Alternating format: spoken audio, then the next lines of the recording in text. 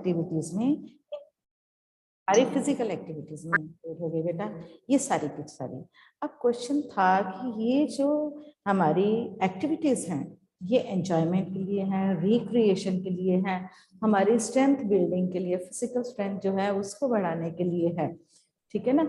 लेकिन इसमें कई देशों की बहुत ही ज्यादा देन है, ठीक है। अगर हम इसको ध्यान से देखें तो फिजिकल एक्टिविटीज जो हैं उन पर हमारे या कई लोग जो हैं, कई देश जो हैं, उनका बहुत ज्यादा रोल या कंट्रीब्यूशन है इसमें।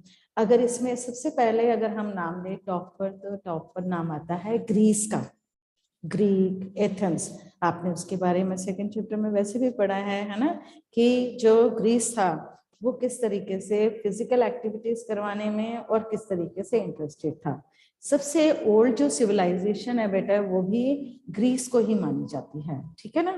जो ग्रीस है या ग्रीक हैं लोग हैं, उन्हें माना जाता है कि वो सबसे ज्यादा उनकी ओल्ड और सबसे ज्यादा दुनिया को कंट्रीब्यूशन उनकी जो है इन सिविलाइजेशन में उनकी सबसे ज्यादा है sports, games and physical activities में, ठीक है बेटा।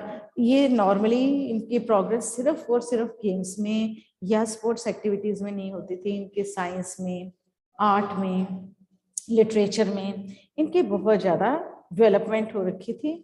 और ये बहुत ज्यादा लोगों में, जो दूसरी दुनिया या दुनिया के लोगों में इन्होंने अपनी कंट्रीब्यूट की है।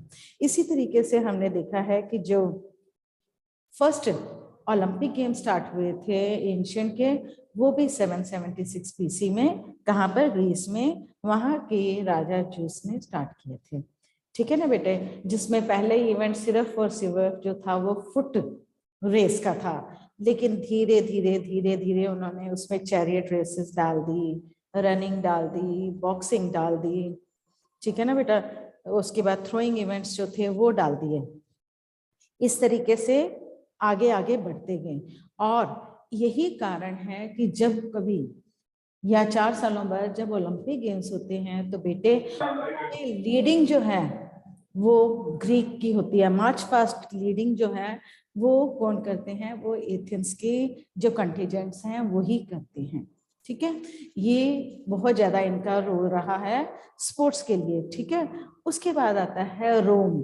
हमने पढ़ा था ना कि जब रोम ने ग्रीस पर अटैक कर दिया था, थियोडोसिस वाला भी हमने पढ़ा है उसमें ओलंपिक वाले लेसन में, है ना। तो क्या हुआ, रोम जो था they were also a very good warrior, तभी वो लड़ाई में इसको हराकर खुद जीत गए थे ना ग्रीस को।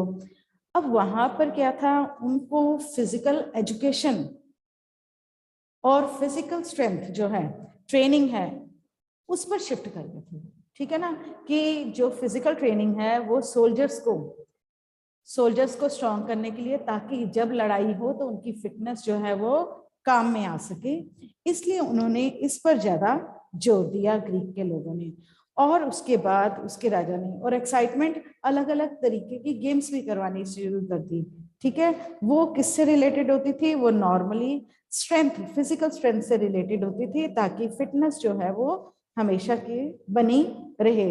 इसके लिए वो क्या करते थे, तलवारों से लड़ाई। हम वैसे भी देखते हैं जो पुराने जमाने के राजा महाराजा होते थे, तब उस समय इतनी टेक्निक एडवांस नहीं थी। धीरे धीरे ग्रेजुअली तो हर एक चीज जैसे जैसे समझ आती गई उसमें टेक्निक्स में चेंजेस आती गई। लेकिन पहले क्या होता था बेटा, पहले होता था जानवरों की लड़ाई करानी, ठीक है, to show their aggressiveness and form, ठीक है। उसके बाद घुड़सवारी या चैरियट, रथ की सवारी की रेस होती थी जिसमें लोग खेलते थे या तलवारों से खेलते थे।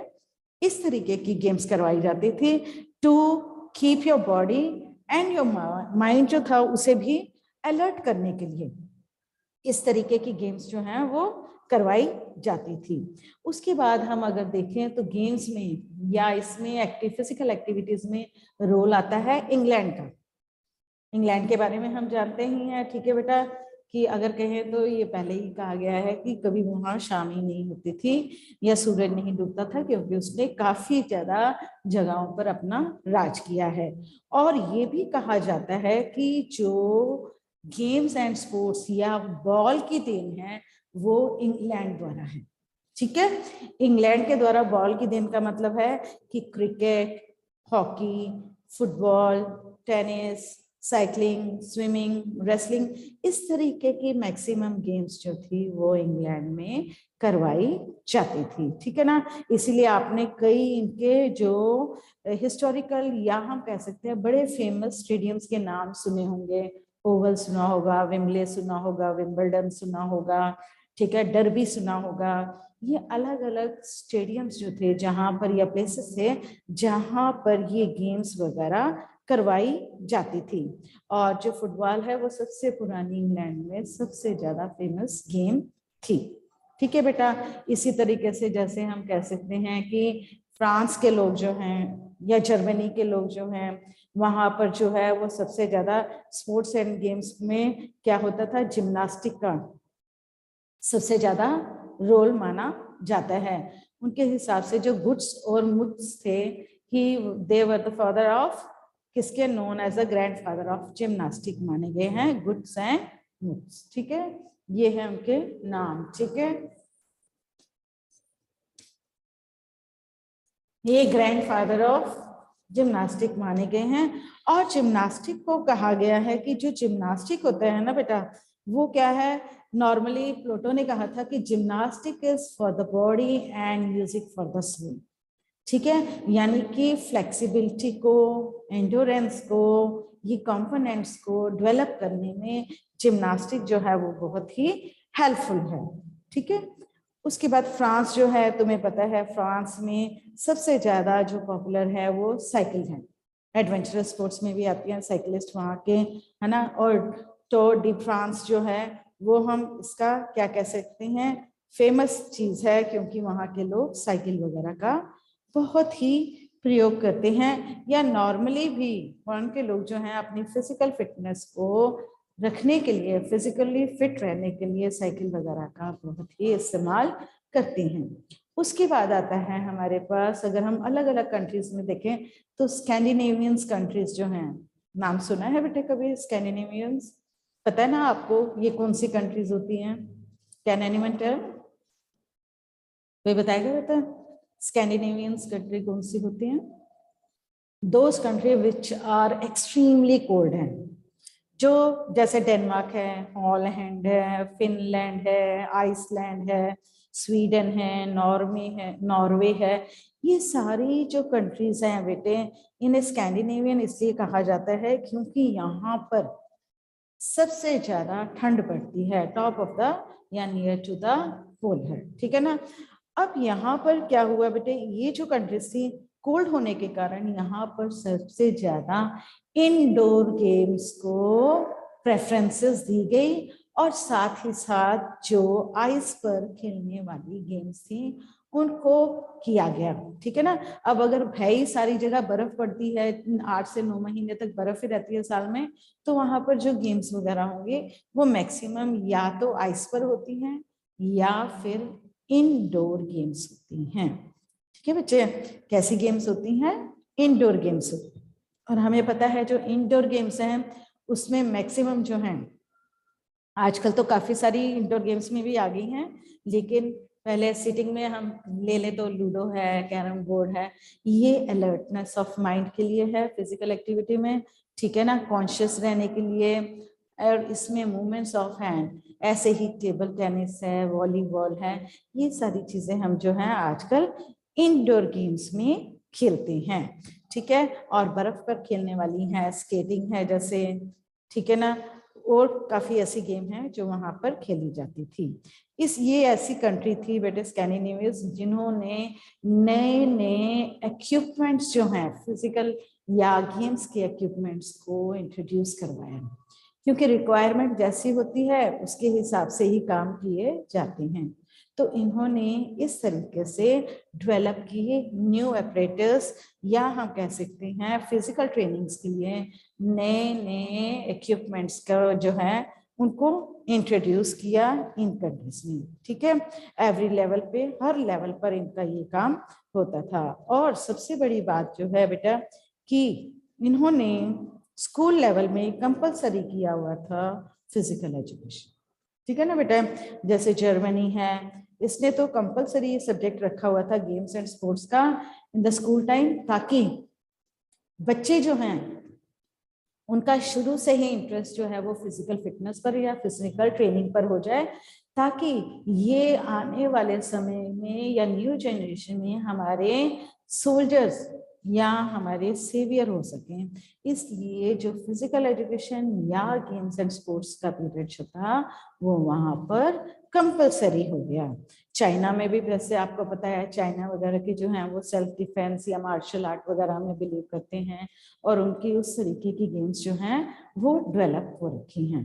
ठीक है ना बेटा, उस तरीके की गेम्स जो हैं वो उन्होंने डेवलप की हुई हैं, जो कि वहां पर काम में आती हैं। और हमने कई बार देखा है कि मार्शल आर्ट्स जो है उसमें अलर्टनेस, क्विकनेस, एजिलिटी जो है वो कितनी ज्यादा चाहिए होती है। ठीक है ना बेटा, हमारी आंखें, दिमाग, हाथ, पैर, सब के सब जो हैं वो एक साथ किस तरीके से वर्क कर सकते हैं। काफी ज्यादा अगर हम जापानीज या चाइनीज मूवी देखें, वहां पर नॉर्मली हर एक, वेदर अ मेल और फीमेल है ना, या चाइल्ड छोटा है, वो किस तरीके से मार्शल आर्ट्स को करते हैं, और उन्हें प्रैक्टिस भी बचपन से ही इस चीज की करवाई जाती है, ताकि वो अपने को सेल्फ डिफेंस आसानी से कर सकें।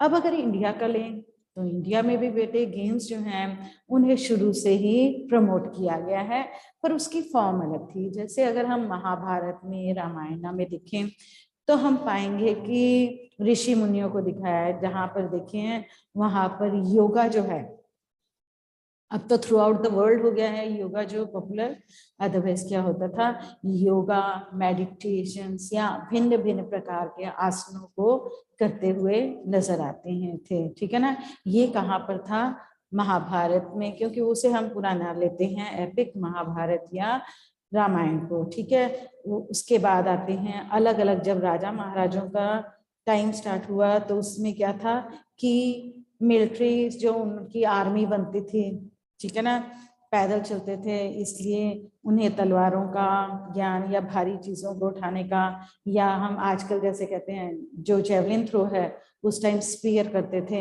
या अर्ली मैन जो था वो अपने जानवरों को मारने के लिए आगे से शार्प करके स्टिक्स को या उसके आगे आयरन की कोई चीज लगाकर उसे थ्रो करता था, ताकि वो निशाना लगाने में और जानवरों को मारने में हेल्पफुल होता था। अदरवाइज अगर हम उसे देखें तो ये सारी क्या थी, ये फिजिकल एक्टिविटीज थी। क्या थी ये बेटा, ये फिजिकल एक्टिविटीज थी जो नॉर्मली होती थी। हंटिंग होती थी, ठीक है ना, शिकार पर जाना, इसका मतलब तुम्हारा टारगेट, आजकल जिसे हम आर्चरी कहते हैं, ठीक है ना, राइफल तो बाद में आई है, या उसका बॉक्सिंग करना, फिर चौपाल खेलना, ये सारी चीजें जो हैं बाद में उसे इंट्रोड्यूस किया गया या अलग अलग उसमें फॉर्म में आई, लूडो में या किसी में, लेकिन जो फिजिकल एक्टिविटीज हैं वो शुरू से ही थी। ठीक है, और सबके लिए ये सिर्फ और सिर्फ एंटरटेनिंग के लिए नहीं थी। उस समय के राजा महाराजाएं या जो एम्प्रेस वगैरह होते थे, उन्हें अपनी जो प्रजा या फिर कह सकते हैं कि जो उनके सोल्जर्स होते थे, उन्हें स्ट्रांग रखने में, उन्हें फिजिकली फिट रखने में, उन्हें फिजिकल ट्रेनिंग देने बहुत ही जरूरी होती थी। और धीरे धीरे फिर ये जो काम है, ये अलग अलग देशों ने अपने अपनी डेवलपमेंट अलग तरीके से कर ली। जैसे इंडिया ने कि आफ्टर द इंडिपेंडेंस कितनी सारी ऐसी एसोसिएशंस वगैरह बनी जिन्होंने फिजिकल फिटनेस या फिजिकली उस पर काफी ज्यादा जोर दिया। और अब आने वाले समय में हम अगर बार बार देखें तो खेलो इंडिया पर स्ट्रेस दिया जा रहा है। ठीक है ना, जो हमने पढ़ा है अपने चैप्टर में कि खेलो इंडिया के क्या ऑब्जेक्टिव्स हैं, मेन है कि इसको ग्रास रूट लेवल से स्टार्ट करें। जिस तरीके से जर्मनी ने काफी साल, आज से कितने साल पहले स्टार्ट किया था, ये क्या था, ग्रास रूट लेवल का मतलब है जब हम किसी बच्चे को स्टार्टिंग से किसी चीज की प्रैक्टिस करवाते हैं या बिगिनिंग से होती है किसी चीज की, तो वो उसके ब्लड में चला जाता है, या blood in the sense they are in a habit of doing such types of things. ठीक है ना, उनके लिए वो एक कंपल्सरी या मैंडेटरी चीज हो जाती है। ठीक है, मार्शल आर्ट्स जो हैं वो अगर करवाई जाती हैं तो वो भी इसी का एक पार्ट है। जो चाइना, जापान, इंडोनेशिया, इस साइड की जितनी भी कंट्रीज हैं वो मार्शल आर्ट पर ज़्यादा इम्पेक्ट देती हैं। धीरे धीरे इन चीज़ों में बहुत ज़्यादा मॉडिफिकेशन आनी शुरू हो गई और इन्हें अलग अलग टाइप की गेम्स को अलग अलग रूल्स के साथ जो है वो इंट्रोड्यूस करना शुरू कर दिया और फिर कंपटीशन होने शुरू हो गए। पहले नेशनल प्लेटफॉर्म पर और उसके बाद इंटरनेशनल प्लेटफॉर्म पर इन वर्किंग को या इन एक्टिविटीज को करवाया जाता है। ये होती हैं नॉर्मली, हम कह सकते हैं कि ये एक्टिविटीज जो हैं इन्हें हम इंक्लूड करते हैं फिजिकल एक्टिविटीज में। किसमें करते हैं बेटा? ये सारी की सारी हमारी फिजिकल एक्टिविटीज हैं। जो भी बॉडी के जॉइंट्स के मूवमेंट है वो फिजिकल एक्टिविटी में है, ठीक है ना। लेकिन फिजिकल ये कहना कि हमने हाथ हिला लिया, ये that's not the thing. You have to do the maximum physical activities to keep yourself strong, ठीक है। अगर इसे हम जनरल रिलेट कर दें तो आजकल के समय में हमें बहुत जरूरी है, क्योंकि इम्यूनिटी, जब हम कोई फिजिकल एक्टिविटी करेंगे तो हम इनटेक ज्यादा करेंगे, जब हम इनटेक ज्यादा करेंगे तो हमारी एनर्जी की क्या है, कंजम्पशन ज्यादा होगी, तो आउटपुट ज्यादा होगी और हमारी बॉडी जो है उसके सारे सिस्टम्स का वर्क जो है वो स्मूथ होना शुरू हो जाएगा। एंड इट इज थिंग्स, अगर प्रॉपर खाना खा के प्रॉपर एक्टिविटी की जाए और उसके बाद किया जाए तो ये अलग अलग प्रकार की बीमारियों से अलग अलग तरीकों के बेनिफिट्स हमें दे सकते हैं। हमारा इम्यून सिस्टम को स्ट्रॉन्ग करने में ये सबसे ज़्यादा हेल्पफुल रह सकती हैं। हमारी बीमारियों से लड़ने के लिए इम्यून सिस्टम वही है ना जो हमारी बाहर से जो भी बीमारियां आती हैं उनसे लड़ने के लिए हमारी बॉडी जो है वो तैयार रहनी, to make a strong soldier. Body को भी एक कि बाहर से आने वाली बीमारियों से लड़ने के लिए, इसलिए इसे स्ट्रॉन्ग सोल्जर बनाना बहुत ही जरूरी है। इज इट क्लियर बेटा?